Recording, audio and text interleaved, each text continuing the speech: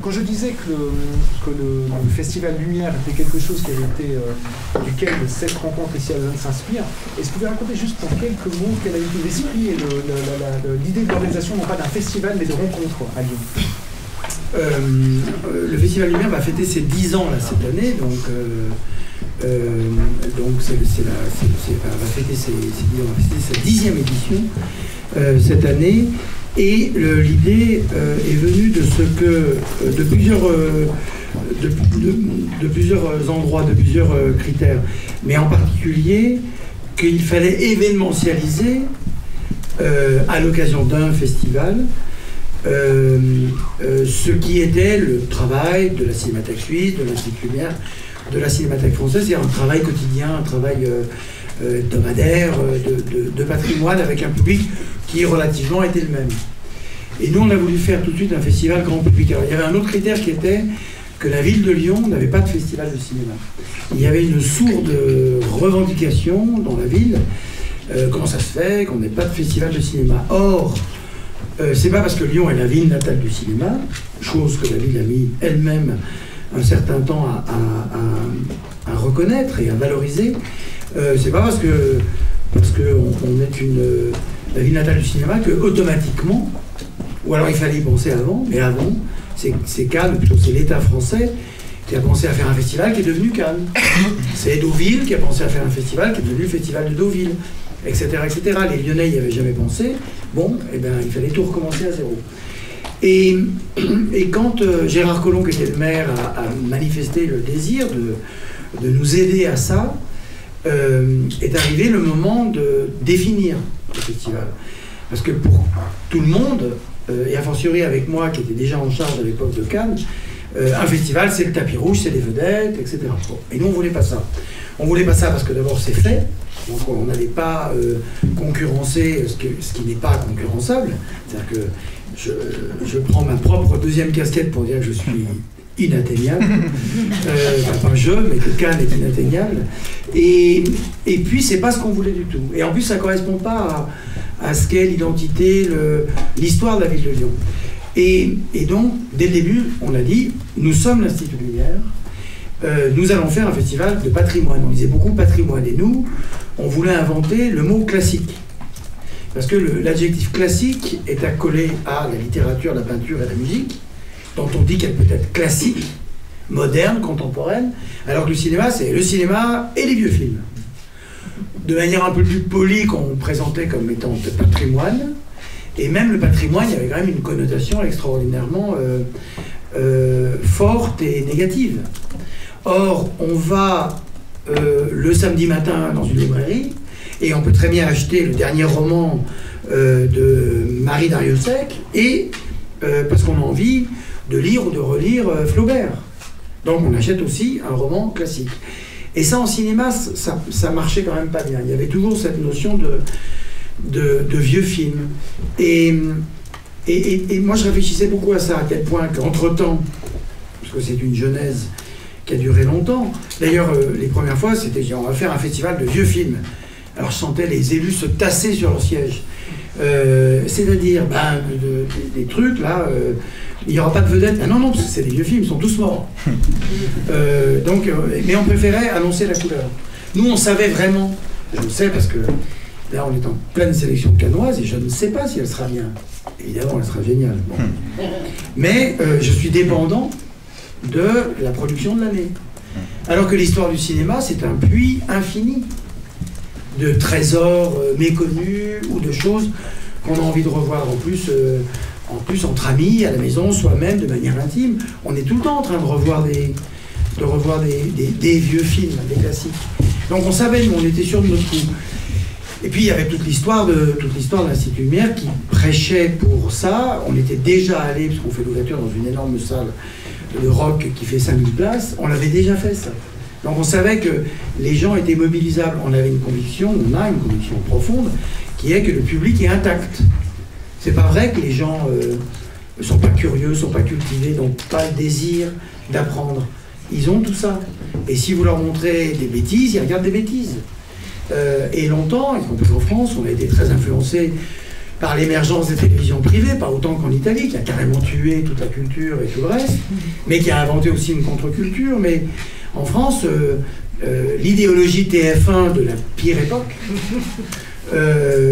parce qu'en même temps, il ne faut pas rendre TF1 coupable de tout non plus, mais à un certain moment, faisait que, d'une certaine façon, il y avait la place pour faire exister autre chose. Mais, non, je dis, il ne faut pas toujours trop les accuser de tout, parce que le même film montré sur Arte et montré sur TF1, et ben sur TF1, il fait commercial, sur Arte, il fait culturel. Donc, on reste quand même toujours dans les questions d'image. Et vous avez l'impression que cette différence qu'il peut y avoir, parce qu'en fait, la littérature, comme vous dites, la musique, il y a l'idée du répertoire qui est très importante. Le répertoire au cinéma, c'est quelque chose de péjoratif, le nom. Alors qu'on a un répertoire, en fait, dans le fond, il y a des œuvres sur lesquelles d'autres se sont construites, etc. Absolument. Mais est-ce que c'est parce que les auteurs eux-mêmes ont de la peine? Non, c'est parce que y a deux raisons. Il y a d'abord, le cinéma a une histoire courte, et puis le cinéma n'est pas un art noble. Vous avez déjà vu un élu, un maire, un Premier ministre, enfin là il aime bien Bruce Springsteen, le Premier ministre, mais qui arrive et qui dit « moi mon truc c'est le cinéma ». Non, non, leur truc c'est toujours la musique classique, l'opéra, la danse, tous les arts nobles. Nous on sait, Sartre l'a écrit il y a longtemps, qu'on était un art roturier. Le cinéma c'est un art populaire dans la meilleure et la pire acception du terme.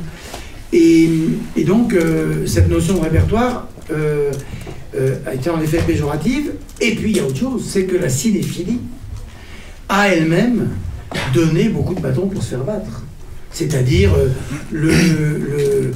l'image du cinéphile un peu fiévreux, un peu asocial, qui ne vit que par ça, avec des sacs en plastique, avec plein de trucs dedans, comme il y a encore beaucoup à la Cinémathèque. Venez, c'est un zoo. La Cinémathèque française, hein, Frédéric. Tu les as peut-être aussi, là, pendant des comme ça. En Suisse, il y a un étudiant qui a fait un joli film sur la séance de 15 heures, où il y a quasiment quelque chose de social. Oui, voilà. Et alors, et c'est des gens formidables, mais du coup, il y avait une image un peu... les gens n'osent pas dire qu'ils sont cinéphiles, mais qu'ils ont peur qu'on les interroge pour savoir qui était le chef opérateur de Citizen Kane. Et alors que être cinéphile, c'est aimer le cinéma, c'est trouver que le cinéma, et d'ailleurs si on est là tous, c'est parce que le cinéma, à un moment, on s'est dit, c'est notre vie, quoi. Mais ça ne veut pas dire qu'on est, d'abord on ne peut plus être spécialiste de tout. Nous à Lyon, on avait un homme de la génération de Freddy Buach, qui s'appelle Raymond Chira. Il était né en 22. Donc il a eu 10 ans en 32, donc quand le cinéma parlant est arrivé. Et il allait beaucoup au cinéma, avec sa grand-mère, avec sa tante, etc. Et il a fait des listes. Et quand il est mort il n'y a pas très longtemps, il avait tout vu. Alors qu'un gosse qui a 10 ans aujourd'hui, qui dit « moi je vais tout noter ». Oui, mais il faut qu'il rattrape 70 ans de cinéma parlant. Plus, 90 ans. Enfin. Donc c'est plus possible. Et la cinéphilie, moi quand je suis arrivé par exemple à Lyon, j'avais commencé, et d'ailleurs il y a les copies restaurées maintenant qui circulent en DCP, avec Wim Wenders, avec Claude Sautet, avec des contemporains, pour casser un peu l'image que forcément c'était les grands classiques. Et moi il n'y a rien qui me met plus en rage que les sondages répétés du British Film Institute où 10 ans après 10 ans, c'est soit 8,5, soit Voyage à Tokyo, soit Citizen Kane, considérés comme les plus grands films de l'histoire du cinéma. Je ne dis pas qu'ils ne le sont pas, mais je dis que ça m'étonnerait quand même que depuis les années 60, il n'y ait pas eu quelques grands chefs-d'œuvre qui peuvent désormais, avec un peu le recul du temps, être considérés comme étant à l'égal de ça. Mais plus encore, je pense aujourd'hui qu'on rentre dans un moment de l'histoire où on peut commencer à scander l'histoire du cinéma d'une autre manière que le parlant, le muet, le parlant, le noir et blanc, la couleur, la fin des studios. Non, il y a comme en peinture, il y a des tendances, il y a des cycles. En France, évidemment, Nicolas Winding Refn, à Lyon, disait un truc magnifique, il disait nous les Danois, on doit oublier Lars von Trier, les Suédois doivent oublier Bergman, les Italiens doivent oublier Fellini, et les Français doivent oublier la Nouvelle Vague. Mais c'est un peu vrai. Et vous n'avez pas l'impression que c'est... Parce que vous parlez de Wim Wenders comme premier invité, est-ce que c'est pas cette même génération de cinéastes qui a eu aussi un petit peu tendance à théoriser l'idée de se dire que le cinéma était mort et qu'il venait après le cinéma et qu'on n'atteindrait jamais en fait dans le fond une sorte de paradis perdu qui serait celui de la cinéphilie des années 30, 40, 50 après la guerre, l'arrivée des films américains en Europe après la guerre? Alors la mort du cinéma, il y a 3 personnes qui en ont parlé dans les années 80, c'était en effet Wenders, Godard et Serge Danel, critique. Qui lui-même était malade, allait mourir, et c'est un sentiment un peu normal. On trouve que tout disparaît autour de soi quand on a le sentiment qu'on n'est plus là pour longtemps. Et ils ont tous les 3 été merveilleux à dire des choses sur la mélancolie du cinéma. Mais c'était aussi, et Serge Danel a écrit des choses magnifiques, créant cette notion de cinéphile, cinéfils. Il allait au cinéma avec sa mère, et le cinéma était pour lui l'offre d'un monde auquel il s'est senti appartenir, et alors que le reste de la société ne voulait pas de lui, etc., etc. Jean-Luc Godard avait fait déjà 10 fois le tour de la Terre comme créateur pour poser d'autres questions au cinéma, sur ses supports, sur le langage, etc., etc. Et Wenders était un cinéphile moderne, donc il absorbait un petit peu quelque chose qui ressemblait à la fin de tout, enfin quand l'art contemporain est venu supplanter l'art moderne, etc. Bon. Le cinéma, évidemment, est très résistant, aux 2 sens du terme. C'est-à-dire que le cinéma résiste à ses assaillants, et il y en a eu plein, et on va en parler, il y a aujourd'hui Netflix, etc., et résiste également comme la pierre. C'est-à-dire qu'on ne déstabilise pas le cinéma comme ça. Et pour revenir du coup au process, j'ai d'ailleurs inventé Cannes Classique d'abord, avant le Festival de Lyon. J'avais déjà l'idée, et Maël Arnaud qui est ici, on évoquait déjà la création de ce festival, et d'une certaine façon, à Cannes, je trouvais de la même manière qu'il y avait des rétrospectives thématiques, c'était pas le travail de Cannes de faire ça. Le travail de Cannes, c'était de faire pour le cinéma classique, ancien, ce qu'il fait pour le cinéma contemporain, c'est-à-dire exposer le travail des autres. Et donc, Cannes Classique a permis, au début, il y avait ça. Au début, j'appelais les copains les cinémathèques pour dire, vous n'avez pas un truc, une copie restaurée, on n'était pas déjà dans le numérique. Hein. Donc, je me souviens qu'un chien andalou, la copie restaurée par Chema Prado à Madrid, avait été l'un des premiers films. Restauration, 35, etc. Bon. Et puis, peu à peu, on est arrivé dans cette nouvelle civilisation numérique. Et là, arrive le Festival de Lyon. Et d'emblée, on s'est dit, ce festival doit tenir compte de 2 choses. L'éruption du numérique, qui change toute notre manière de voir le patrimoine.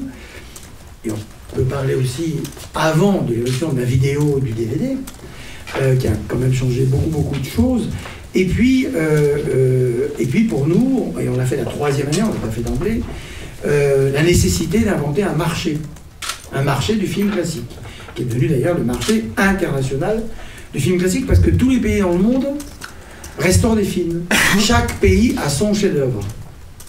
Et donc aujourd'hui, on voit des labos éclore de partout, ou d'autres labos comme Bologne qui vont ouvrir des choses et former des gens à Hong Kong, parce que c'est la mémoire du monde. Je disais ça au sujet des films lumière, que les films lumière, l'avantage c'est que chaque fois c'est la première fois de tout. Et on avait fêté le centenaire en même temps qu'on avait découvert la grotte Chauvet, donc le lieu le plus vieux où le monde s'est représenté, par des dessins, et le cinéma, la rue du premier film, le lieu le plus ancien où ont commencé les images animées. Et donc, le Festival Lumière, on l'a ouvert avec le programme des films Lumière, qui depuis est devenu un film, restauré en numérique. À l'époque, en 2K, le 4K n'existait pas. Et ça nous amusait de dire que sur le lieu même où ils ont été tournés, on montrait les films Lumière dans ce nouveau support. À l'époque, ça se discutait d'ailleurs pas tellement. À Cannes, j'avais déjà fait pas mal de restauration numérique.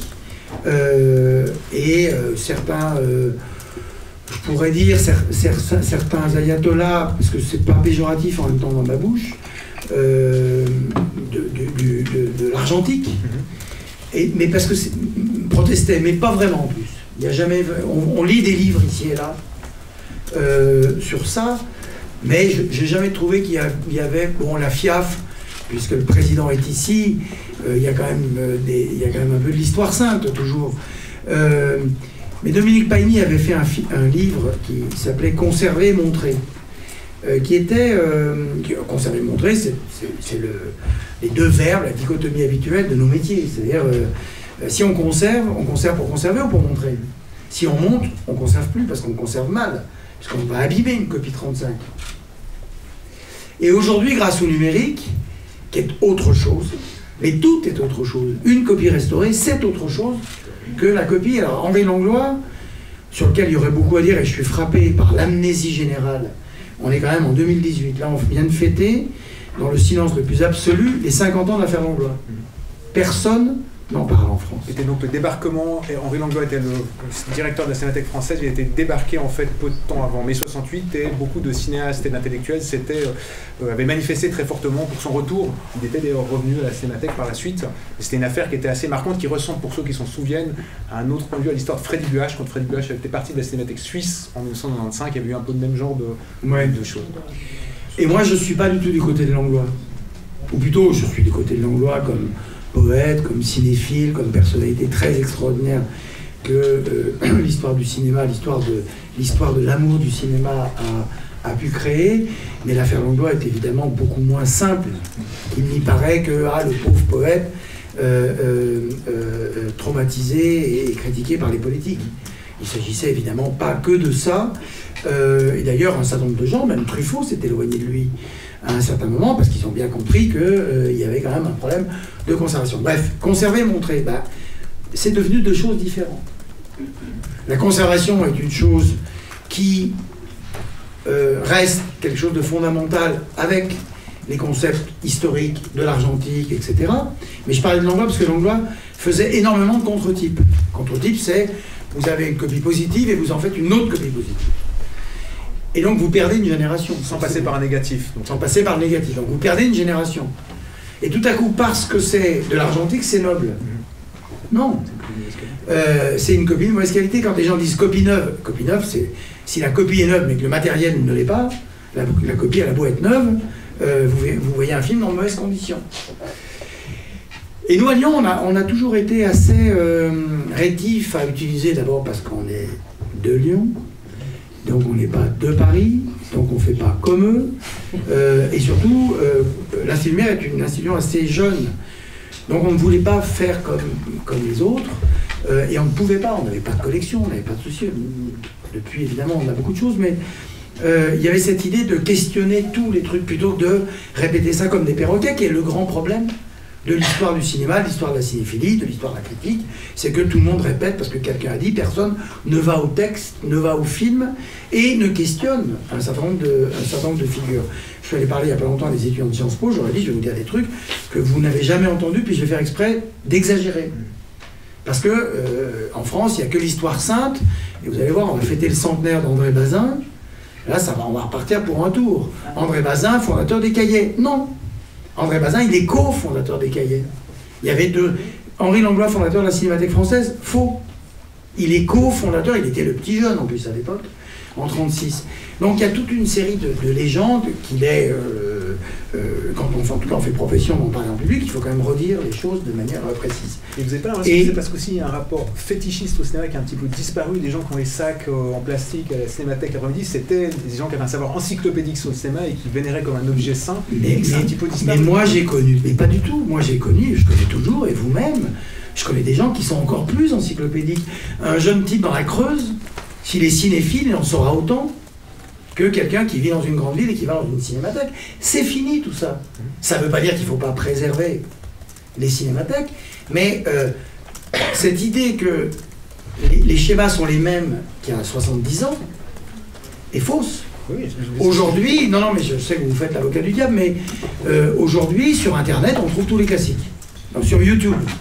Alors après, il faut apprendre aux gens à dire c'est pas la même chose que de voir une copie restaurée.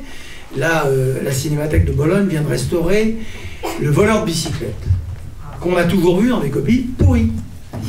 Là, quand même, quand ils vous appellent pour dire on a restauré ça, ça donne quand même sacrément envie. Moi, mon grand rêve, c'est qu'un jour, de voir une copie tirée tout de suite du négatif ou d'un internégatif, j'ose même pas dire de Potemkin. Potemkin, il y a une texture, une picturalité dans l'image qui fait qu'en plus on a toujours vu, et beaucoup en vidéo, ou à l'époque dans les copies 16, parce qu'on pourrait aussi parler de ça. La copie 16, il y a la noblesse parce que c'est une copie 16 mm. Oui, mais c'est moins bien qu'un DVD, même quand on la projette sur grand écran. Donc le fétichisme en question, il est bien pour eux-mêmes, et c'est formidable, et il y a des gens qui écrivent des livres là-dessus, mais il faut aller de l'avant un peu. Et aujourd'hui, il faut faire les deux choses, c'est-à-dire prendre acte qu'il y a, en particulier dans le cinéma de genre, des gens qui ont un savoir encyclopédique beaucoup plus fort que d'autres. Alors, dans le cinéma fantastique en particulier. Et pour eux, revoir Fricks ou l'étrange créature de la noire, c'est de la bibine, parce que depuis, il y en avait plus. Bon. Et ce sont des spécialistes. Et déjà à l'époque, quand je suis arrivé, j'ai dit, il y a moins d'écart entre À bout de souffle et l'Aurore qu'entre aujourd'hui et À bout de souffle. Mais alors, plus on parle de ça, et plus le temps passe. Donc à un moment, Taxi Driver, ça a 42 ans. Or, c'est là, Taxi Driver. On pense que c'est du cinéma contemporain, enfin nous, notre génération. Mais quand Truffaut, Co sont à la Cinémathèque, et vous voyez, je dis Truffaut, Co, je pourrais dire Ado Kirou, c'est-à-dire l'autre famille, Freddy Luage, qui n'était pas de cette famille des Cahiers au départ, sont à la Cinémathèque dans les années 50, ils parlent de gens qui n'ont que, de cinéastes qui n'ont que 20-25 ans d'existence avant eux. C'est-à-dire, pour le muet, Langlois, par exemple, en 1936, ça avait 15 ans, le muet. Donc, aujourd'hui, qu'est-ce qui a 15 ans? Or, et c'est bien le problème, et c'est bien le problème de la cinéphilie française en particulier, et de la critique aujourd'hui, c'est que le jeune Truffaut d'aujourd'hui, il ne ferait pas ce que Truffaut a fait à l'époque. S'il veut en être digne, il prendra l'attitude de Truffaut, et puis il étudiera le terroir d'aujourd'hui. Donc, il mettra les coups de pied dans l'histoire sainte de la cinéphilie, puisque Truffaut, Co, c'est ce qu'ils ont fait. La Nouvelle Vague a mis un grand coup de pied dans la fourmilière d'un certain immobilisme du cinéma français. Comme critique, puis évidemment, et c'est pour ça que ce sont des gens tout à fait géniaux, comme groupe d'artistes. La Nouvelle Vague, c'est un mouvement artistique fondamental de l'histoire du cinéma et de l'histoire de l'art en général. Mais aujourd'hui, il y a un autre immobilisme qui est l'immobilisme critique. Donc, un jeune type qui est cinéphile, il ne s'en prive pas. Ils sont ailleurs. La cinéphilie, elle est ailleurs que sur...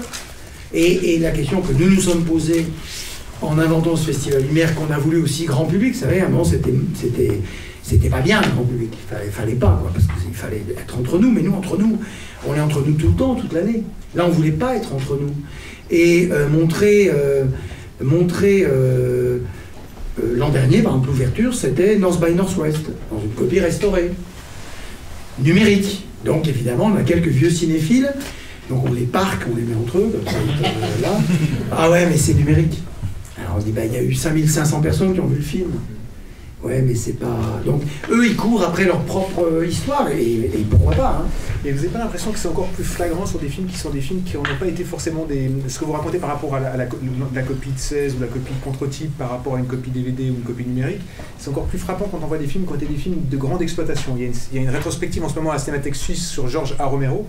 Beaucoup de gens de ma génération ont vu des films de Romero à la télévision, dont des copies vraiment dégueulasses. Puis on redécouvre des copies numériques qui sont d'excellente qualité. On découvre une lumière qu'on n'avait pas du tout perçue, un rapport au cadre, une plasticité de la profondeur qu'on ne voyait pas sur les copies 16. Donc même le souvenir qu'on avait des films, je pense aux films de Tom et Hooper, des gens comme ça aussi, c'était des copies, en fait, on ne les voyait pas dans l'état dans lequel le réalisateur les voulait. Et on les aimait quand même. Et on les aimait même peut-être à cause de ça. C'est peut-être ça la nostalgie des gens qui sont assis et qui disent de numérique, j'ai plus la rail, le machin, j'ai plus le truc à vinaigrer et qui... Non mais quand je disais que Bologne restaure le voleur de bicyclette, moi, je suis à titre personnel un fou du 35.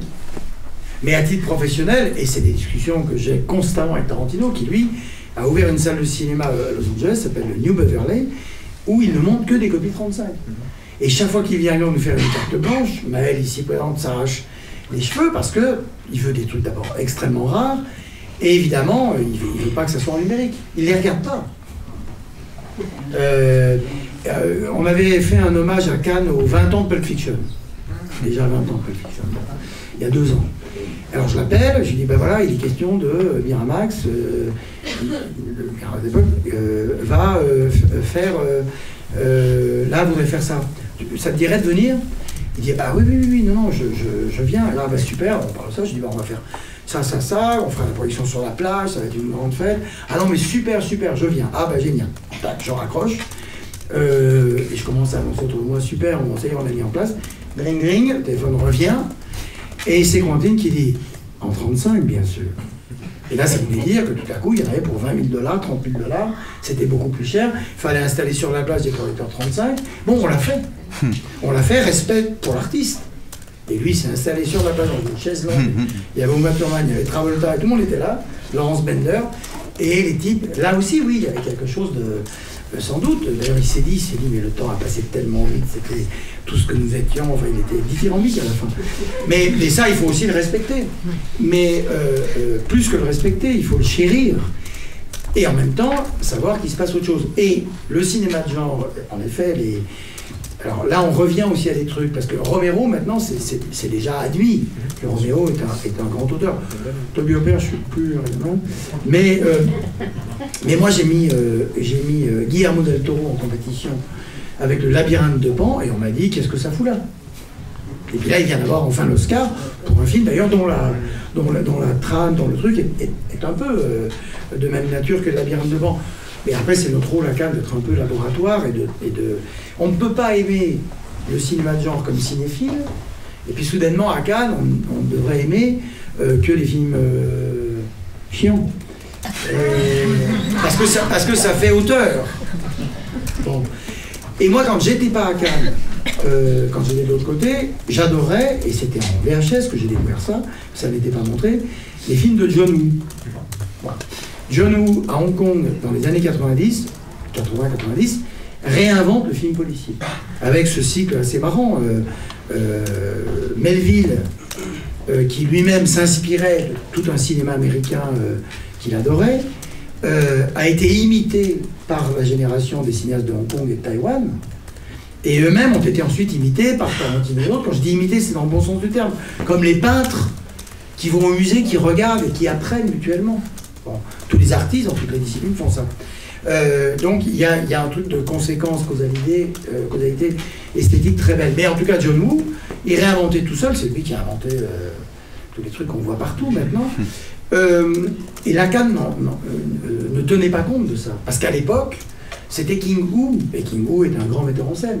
Mais ce cinéma de genre-là, qui était un cinéma d'exploitation, de salle de cinéma, populaire, n'était pas pris en compte. Puis après, peu à peu, et moi je trouvais un peu bizarre. Donc aujourd'hui, de toute façon, aujourd'hui, à Cannes, tout ce qui existe en cinéma, dès que quelqu'un fait 50 mètres de pellicule passionnante, il y a 3 satellites dessus, tout le monde sait tout, et on n'a plus le droit de rater quoi que ce soit. Bon. Mais aujourd'hui, dans la cinéphilie, tout est intégré, quoi. C'est-à-dire que la grande machine a tout avalé. Et c'est assez rare de trouver des terrains inexplorés, sauf par l'histoire du cinéma. Mais est-ce que ça c'est très lié en fait dans le fond à notre statut de francophone, qu'il y a une histoire de la critique, ou c'est une façon d'établir des genres, une façon de vouloir classifier, et ce besoin de cours en fait dans le fond, de créer des films qui seraient en haut, des films qui seraient en bas. Est-ce que la cinéphilie ne dépend pas d'une forme de critique aussi qui est issue de notre histoire? Oui, absolument. Francophone et new-yorkaise, parce que quand le quartier latin sera détruit, il y aura encore le festival de New York pour toujours montrer des films. Et c'est ça qu'ils souhaitent, hein, et je ne critique pas ses choix, mais très clairement, il y a un cinéma dont ils ne veulent pas pour continuer à ne vouloir qu'un cinéma supposément esthétique. Sauf que, outre que pour revenir sur le cinéma de genre, un western, un film d'action, un film de suspense, un film comique, si la comédie est un genre, ne marche pas si le film n'est pas réussi. À Cannes, si vous montrez une comédie que personne ne rit, vous le savez que personne ne rit. Si vous montrez un truc, tout le monde sort en disant c'était formidable, mais vous ne l'avez pas su, parce que les gens sont là, et bon. Et puis il y a la question, après en effet, de la réception critique et de la distance que seul le temps donne. Et moi, je ne vais pas citer des noms parce que je suis filmé. Et il y a quand même quelques cinéastes contemporains. Je ne suis pas sûr, parce que là, moi, je peux rentrer chez moi le soir et dire je vais revoir la scène d'ouverture des Indomptables. Je dis ça parce que j'en parlais ce matin de ce film. C'est Lusty Man de Nicolas Ray, dont Wenders parle dans le documentaire Mixed Movie, qui est la scène où Mitchum, champion de rodéo déchu, rentre dans son village natal, un ranch qui était le sien, sur lequel il avait caché des bandes dessinées et un pistolet en plastique, etc. Et là, tout à coup, en même temps, je le dis, ça me donne déjà envie de le revoir. Donc vous rentrez chez vous le soir, vous vous dites, tiens, je vais regarder le générique de North by Northwest, ou l'arrivée de John Wayne dans La Chirurgie Fantastique, ou je sais pas quoi faire, qu'est-ce que je peux faire, de Pierrot le Fou, etc., etc. Je suis pas si sûr que certains cinéastes contemporains, là, c'est con parce que ça marche moins la démonstration si je cite pas de nom, mais je veux dire le nom moi. Vous arrivez chez vous, il est minuit, et vous n'avez pas sommeil, je vais me revoir là. Voilà. Vous le faites moins. Pourquoi? Parce que c'est aussi l'apparition du cinéma moderne. Et le cinéma moderne, on ne le consomme pas non plus de la même manière. Et nous le savons, et à Lyon, et c'est aussi fondamental, qui, donc bien après, fait recette ou ne fait pas recette. Et l'une des meilleures séances, pour parler positivement des choses, parce que par ailleurs, je suis d'une école de la générosité critique, qui ne veut pas dire de la naïveté. Mais j'ai appris le cinéma en lisant des choses et en voyant des choses où être méchant, c'était paraître intelligent. Or, c'est beaucoup plus difficile de dire d'un film qu'il est réussi, ou de dire pourquoi on l'aime, que de dire un film comme ça, l'exécuter à la volée. Bon. Et encore une fois, le meilleur critique, de toute façon, c'est le temps qui passe et qui fait que... et on va parler de Van Gogh et de Lautréamont, etc. Bon. Mais du coup, on se retrouve avec dans le cadre d'un festival, avec un mode opératoire de jugement qui est quand même celui du public. Et l'an dernier, on a montré, parce que Charles Aznavour était là, parce qu'on faisait un hommage à Charles Aznavour, acteur. Bon, en fait, c'était un jeu pour avoir Charles Aznavour tout court avec nous. Et on a montré Un taxi pour Tobruk, Denis de la Batelière. Copie restaurée par Gaumont, noir et blanc, Scope, Maurice Biro, Lino Ventura, Hardy Kruger, Charles Aznavour, etc. Ça a été une des plus belles séances du festival. Un taxi pour Tobruk, on le voyait à la télévision à 20h30 le dimanche soir. C'était un film d'exploitation de télé, si je veux dire. Et aujourd'hui, c'est quand même des films dont on voit bien qu'ils sont écrits, joués, mis en scène, éclairés, etc. Ça ne veut pas dire, puisque encore une fois, moi j'ai grandi dans l'amour des films de la nouvelle vague, mais ça ne veut pas dire que c'est qu'on joue l'un contre l'autre. Et un festival, ça doit servir à ça. C'est-à-dire, ça doit servir à enfin trouver des opinions imprévisibles. C'est-à-dire, je vais parler avec quelqu'un, je ne vais pas savoir si... Je ne vais pas citer non plus son nom, mais enfin c'est un journaliste d'un grand journal du soir français. Quand on a fait la première édition du Festival Lumière, donc on fait 3 mois avant la conférence de presse, où on annonce le lauréat du prix Lumière. Donc c'était Clint Eastwood. C'est pour ça que le maire de Lyon disait au début, je ne vous ai pas confiance quand vous avez annoncé que c'était Clint Eastwood, puis je l'ai vu arriver. Donc après, je vous ai foutu la paix parce que je vous ai fait confiance. Bon. Et on décide de faire un hommage à Sergio Leone. On revient à Melville, ou maintenant à Tarantino, etc. Sergio Leone est sans doute l'un des cinéastes qui a eu le plus d'influence sur ses collègues. Bon. Et puis c'est quelqu'un qui n'était pas apprécié de la critique, Leone. Et moi c'est quelqu'un, j'ai grandi avec Il était une fois dans l'Ouest, etc. Donc on s'était dit avec les gens de Bologne déjà à l'époque, parce qu'on est un peu cousins, qui eux ont un très très beau festival qui s'appelle Cinema Retrovato. Donc Cinema Retrovato, Lyon, ici maintenant Lausanne, Turner Classic Movie, qui a aussi la chaîne de télévision de films classiques à Los Angeles, qui a un festival en avril à Los Angeles. Alors eux c'est facile parce qu'ils descendent tous des collines. Nicholson est là, Tim Novak est là, donc c'est que du cinéma américain, ou beaucoup de cinéma américain. Mais il n'y a pas beaucoup de festivals de cinéma classique, parce qu'encore une fois, ah ouais, ça va être des vieux films. Alors que nous, c'est une fête ininterrompue, Et tout à coup, Anne-Dominique Toussaint, qui est là, qui est une productrice, a revu hier Les Chariots de Feu sur grand écran. C'est quand même pas pareil que de le revoir sur YouTube ou en DVD. Là, il est restauré, puisqu'on l'avait fait restaurer pour Lyon. Voilà.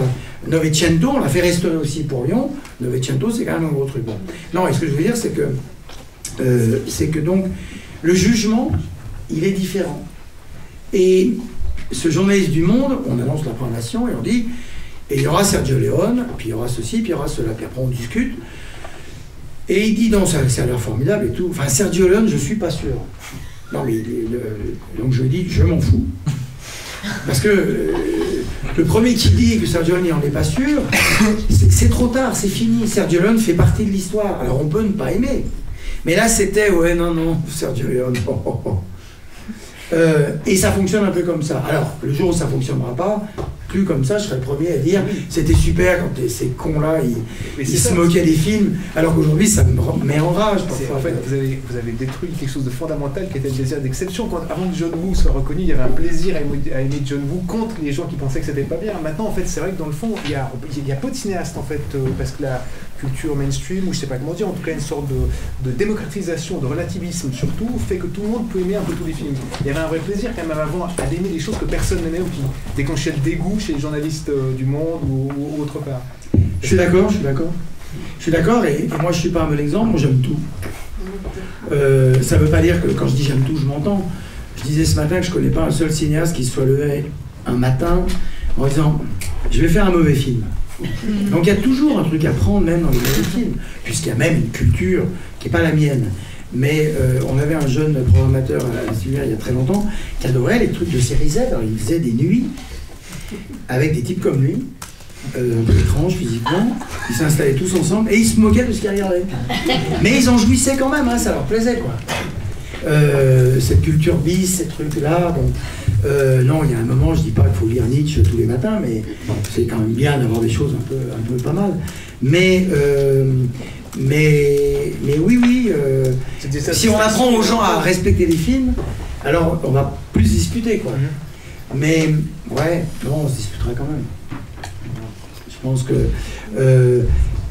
ouais, mais... et puis, il y a à redire, enfin... évidemment, nous, on est cinéphiles, donc on pense que l'aurore de Murnau, c'est la Joconde, enfin, c'est l'équivalent. L'autre jour, on avait cette merveilleuse copie numérique, 4K, restaurée des 7 samouraïs, ou prenons Citizen Kane, dont le matériel d'origine est extraordinairement préservé aussi. Une copie restaurée, bien projetée, parce qu'il y a ça aussi, pour ça le tralala sur l'argentique était mieux que le numérique, l'argentique, les copies étaient pourries, la lampe était pourrie, l'écran était jaune.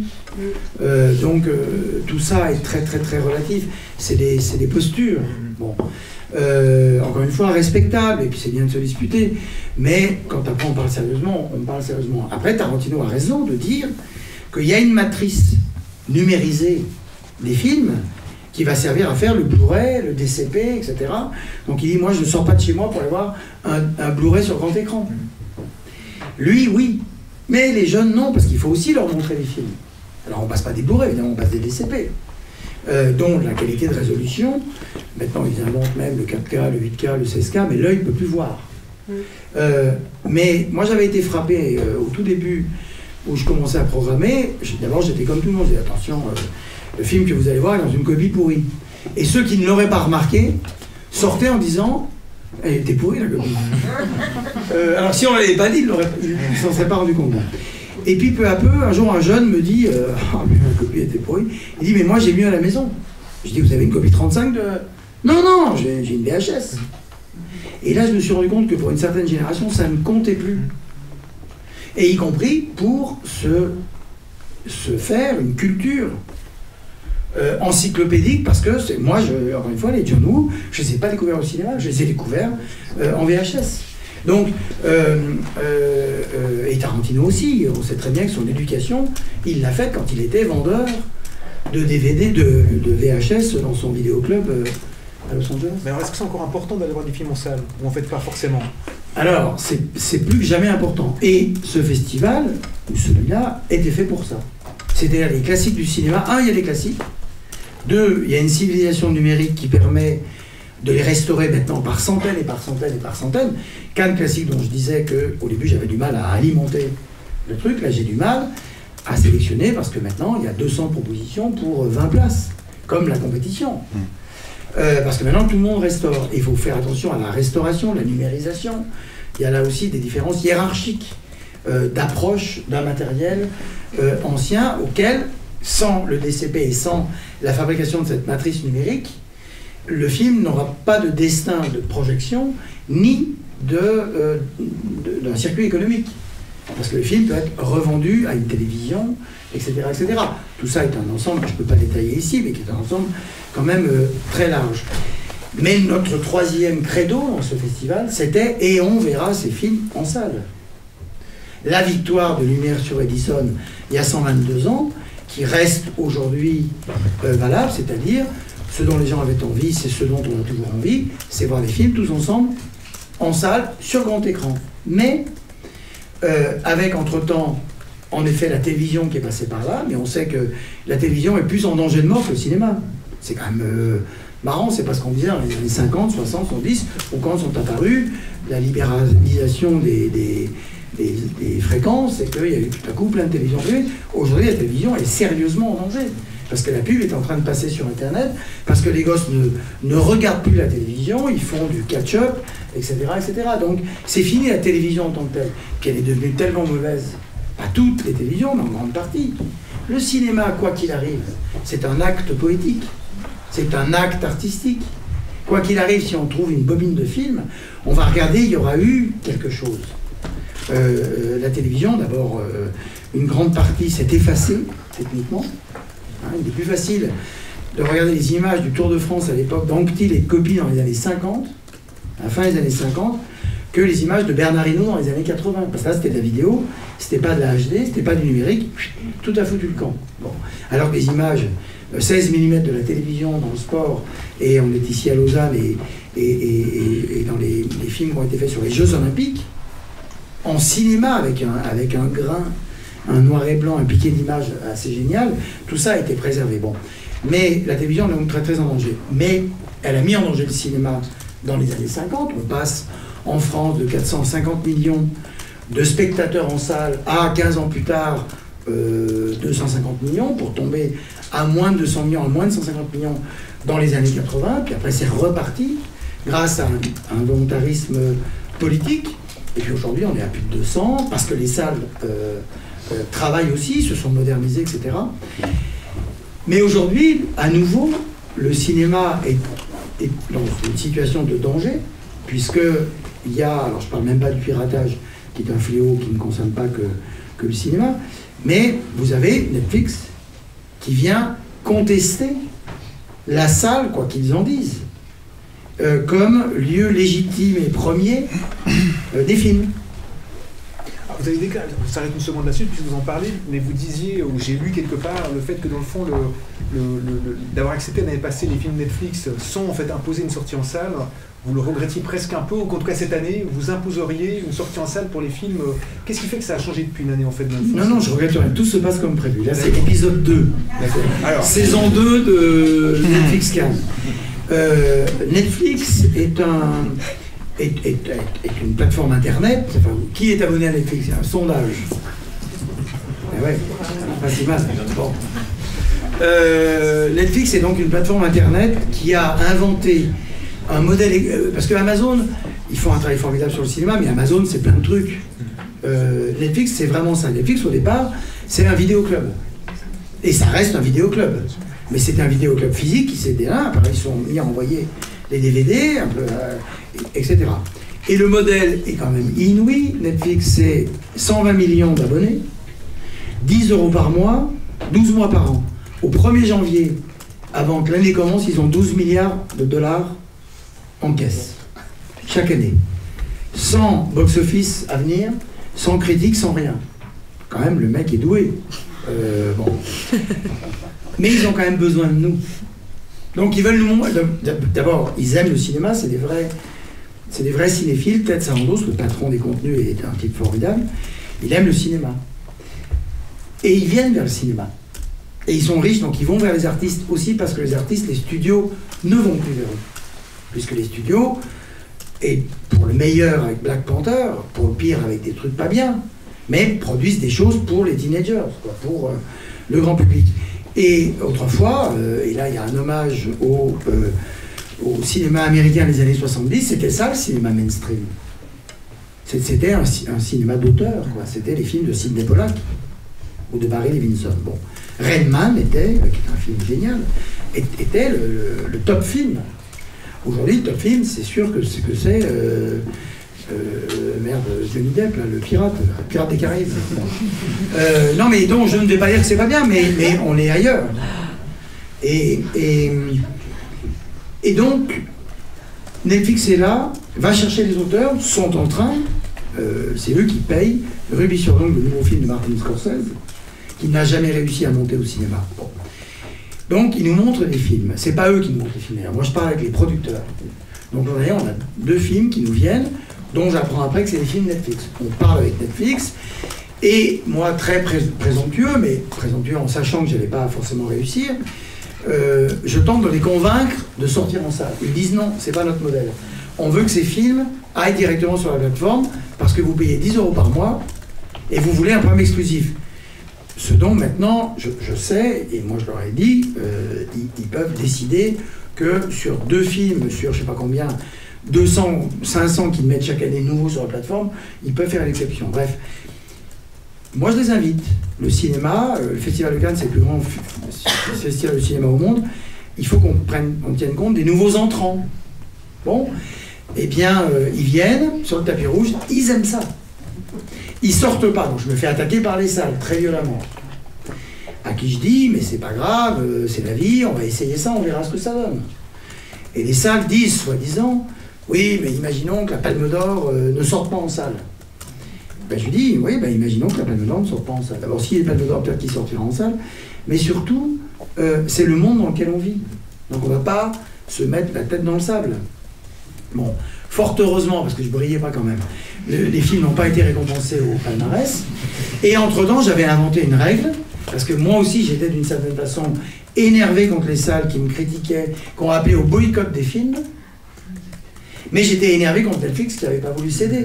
Donc, avec Pierre Lescure, on a changé, le président de Cannes, on a changé la règle. Désormais, tous ceux qui veulent aller en compétition doivent sortir en salle.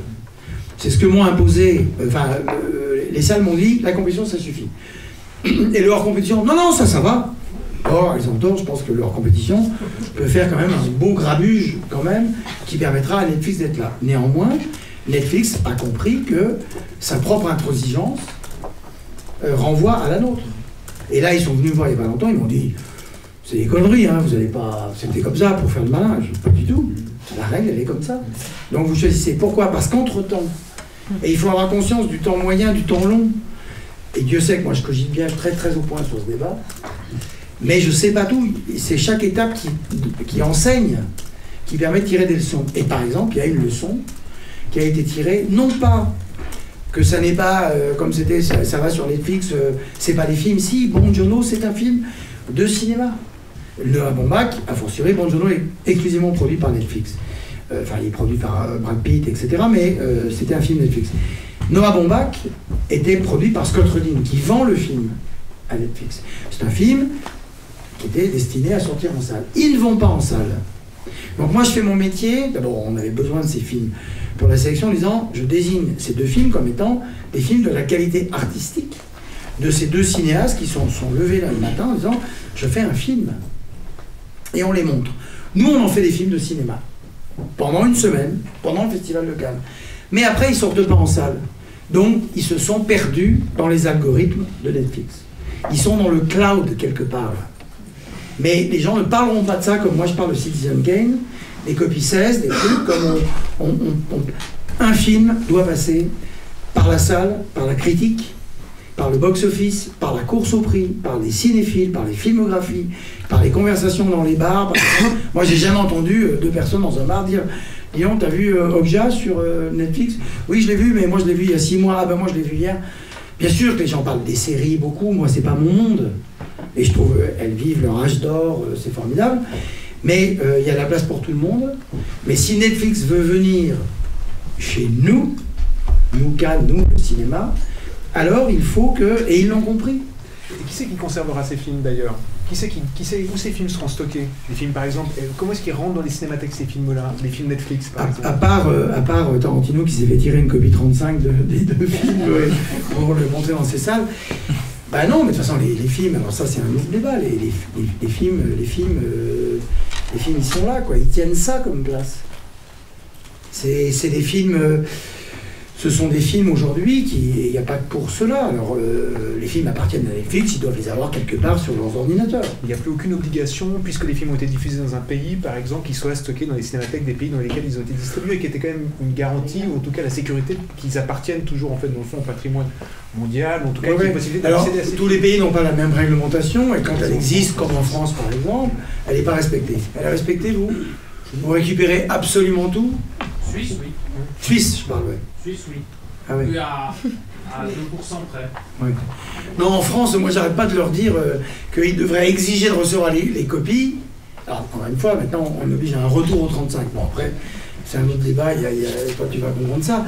Ils devraient le faire avant le début de l'exploitation, parce qu'une fois que le film est sorti et que, par malheur, il ne marche pas, qu'est-ce que les producteurs vont... Non, Anne-Dominique, toi, tu tires des copies systématiquement de tous tes films?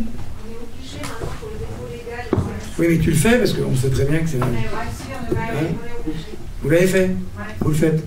Donc c'est donc pour... Ça coûte hyper cher, oui. C'est retirer un film numérique sur une copie 35, faire un négatif 35 pour les garder dans les cinémathèques. Voilà. Sinon, tu n'as pas l'argent de la... Sinon, on a l'agrément. Si tu C'est ça. ne produis pas le fait que tu l'as fait, tu ne peux pas tirer l'agrément. Ouais. Parce qu'on ne sait pas encore pour le moment comment conserver les films. Sur 35 mm, on a une expertise, puisqu'on a 110 ans de 118 ans. Oui, alors moi j'ai des trucs à dire là-dessus, devant le président de la FIAF. Frédéric Maire donc, est président de la Cinémathèque suisse, mais aussi de la FIAF, qui est en fait l'organisme qui regroupe toutes les cinémathèques au monde. Voilà. C'est que en effet, notre dogme à tous, c'est le 35. Et en effet, le cinématographe, le cinéma, est une invention jusqu'à en gros l'arrivée de l'électronique, qui n'a quasiment pas changé, c'était toujours la grande malte, le truc, le machin, très bien.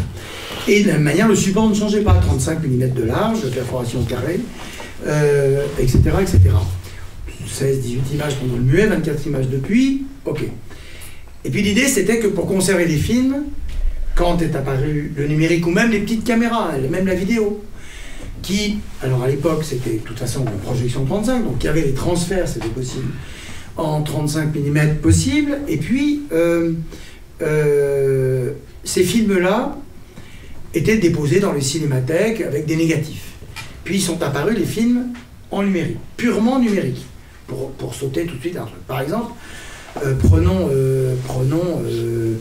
un film numérique tourné en numérique HD aujourd'hui.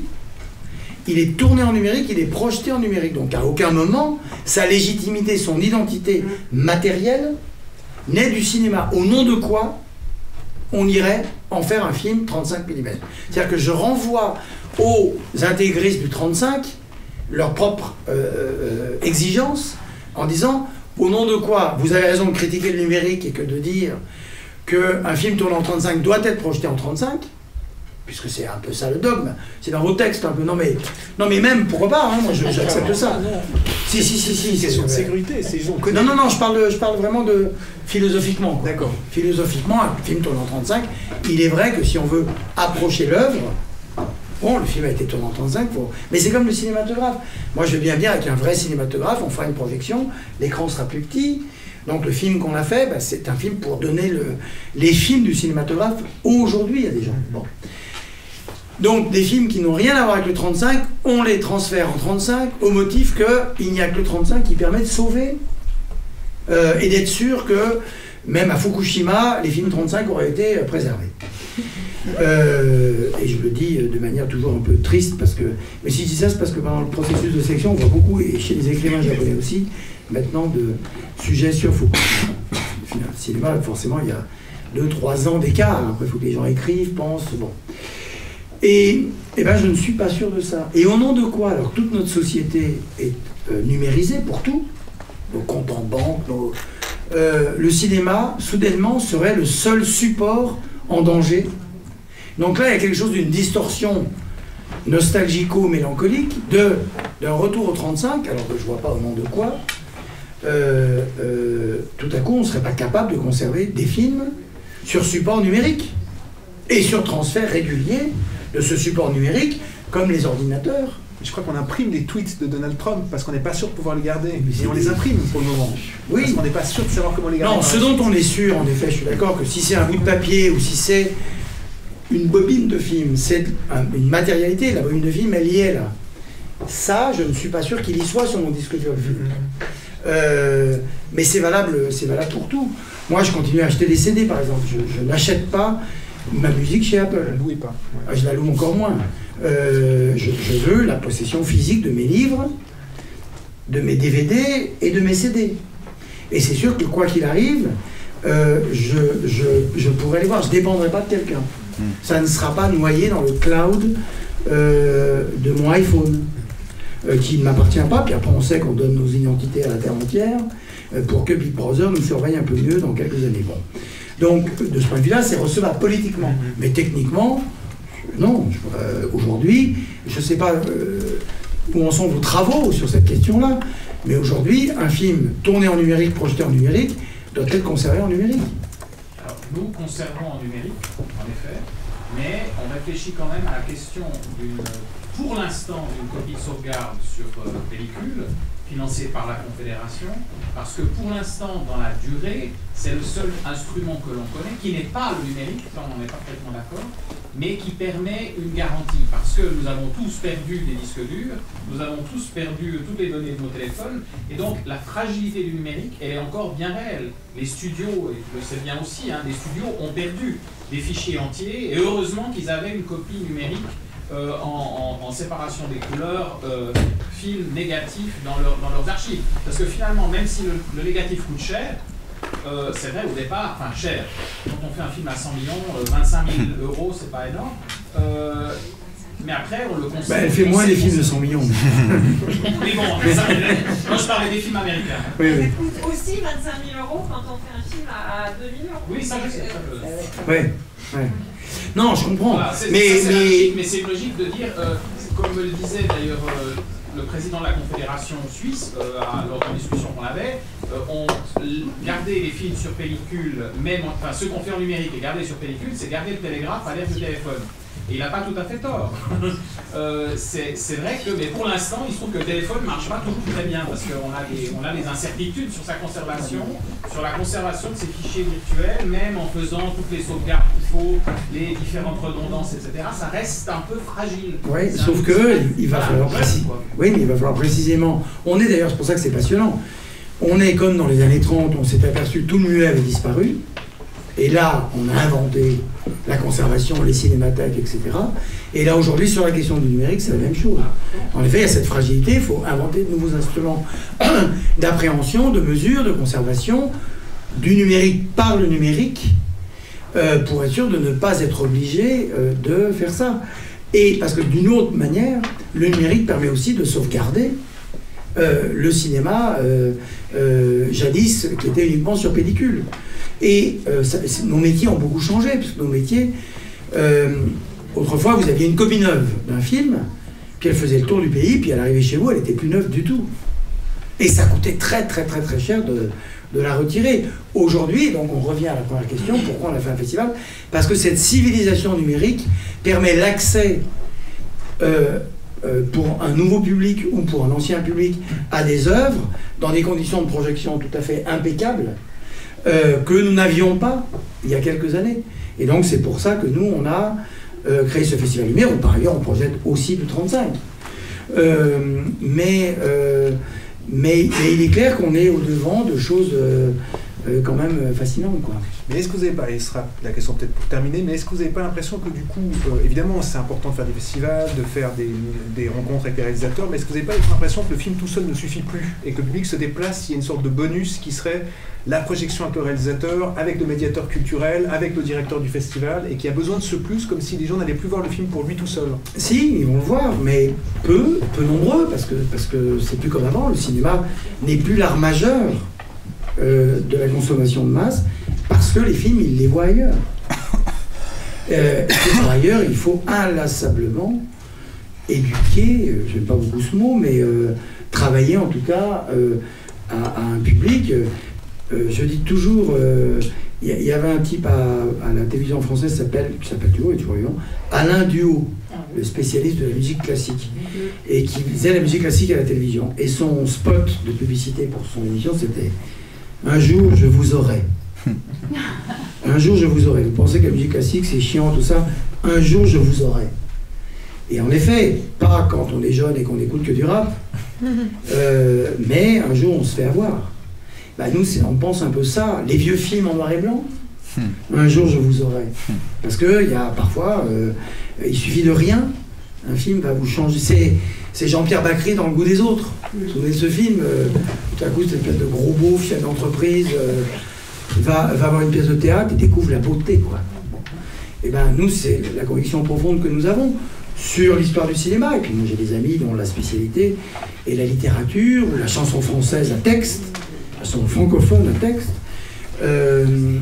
C'est aussi ça, c'est heureusement qu'il y a ça, puis un jour, on est complètement transporté par ça. Et puis est-ce qu'un jour, Cannes peut encore nous avoir à un endroit qui ne nous aurait pas lu? Où est-ce qu'il nous aurait alors? Quand on mène un festival? L'an dernier, on vous a bien eu sur l'installation numérique de Alejandro González Iñárritu.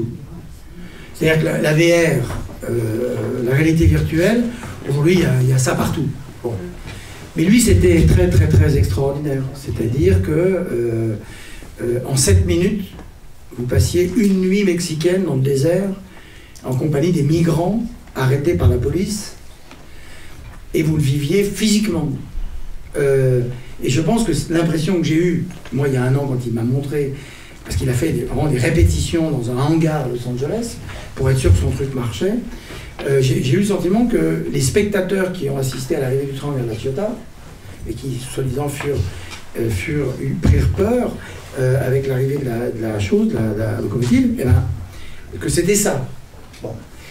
Et il a eu un Oscar d'honneur depuis, il n'était même pas inscrit dans les listes, tellement ils ont décidé ça très très vite dès qu'ils ont vu l'installation, tellement ils ont été épatés. C'est une chose très extraordinaire. Nous l'avons montré à Cannes. Pourquoi? Parce que c'était Iñárritu, donc un cinéaste qui est un ami et qu'on voulait montrer ce qu'il était en train de faire dans la vie. Mais aussi, c'est très beau de voir que la réalité virtuelle, après, je ne connais pas vraiment tout ça, mais ça, la phrase que je vais faire, je sais que je peux la faire, mais il y aura aussi d'autres choses. Une étape majeure a été franchie avec son travail, et ce travail-là, il est fait par un cinéaste. Donc nous, on est contents parce qu'on est fiers de lui, quoi. On se dit, c'est le cinéma qui permet ça. Après, lui dit, et je suis assez d'accord, il dit, c'est pas du cinéma, c'est autre chose. C'est pas de la photo non plus. D'ailleurs, les rencontres photographiques d'Arles en France font une compétition de réalité numérique. Et à Venise, au festival à la Mostra, il y a également une compétition de numérique. Nous, on ne fait pas ça. Ni numérique, de réalité virtuelle. On fait ni VR, sauf exception, ni série, sauf exception, quand ce sont des cinéastes, parce qu'on veut se préoccuper uniquement de cinéma. Merci beaucoup. On n'aura pas le temps de prendre des questions parce que le temps a couru, mais merci beaucoup de votre enseignement.